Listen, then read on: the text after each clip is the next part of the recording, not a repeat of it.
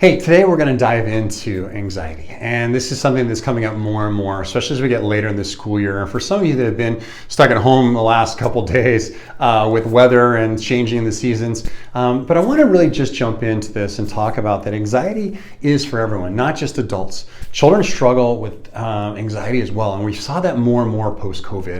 And I know as parents, you see this a lot at school with either it's going to school or going back to school, or just general anxiety is there. And from going to school or taking a test or going to PE.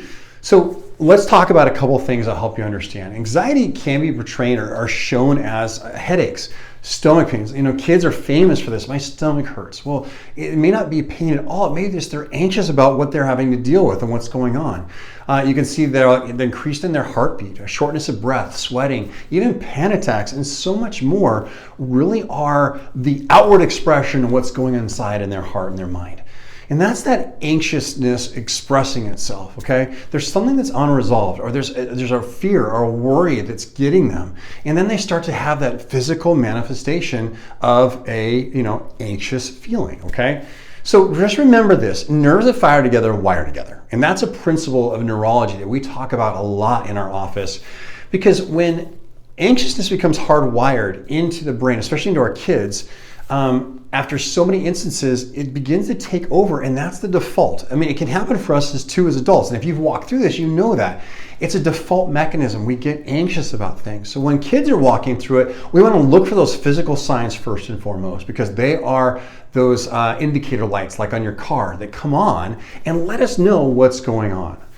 We talk about this a lot here, but when we see that lack of regulation, it means that what's happening is they're either in a sympathetic or parasympathetic overload. And let's talk about that. Sympathetic is when the gas pedal is on too much.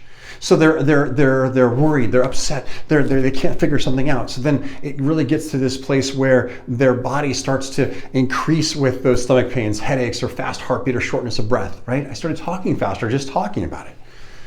But parasympathetic is on the other side, and that's sometimes when we put on too much brakes, they're disengaged, they're just lethargic, they don't want to be there. We want to be in between. Our body's designed to really use a little bit of gas, a little bit of brake, but we want to use them just like when we drive a car. We don't want to use too much of one or the other, okay? And there's an appropriate time for both. And our body knows that. But when we're nerves that are firing together, are wiring together, and we're in a pattern of this, then we see our kids start to see these physical manifestations coming out.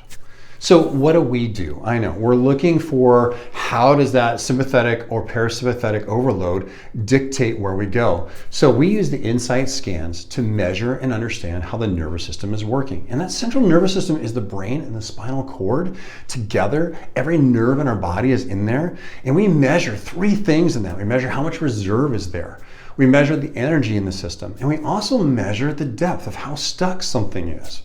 Because every child is unique, and I know you know this already, but with that uniqueness comes a standard understanding of that they're telling us things all the time. Their behavior is telling us what's going on inside.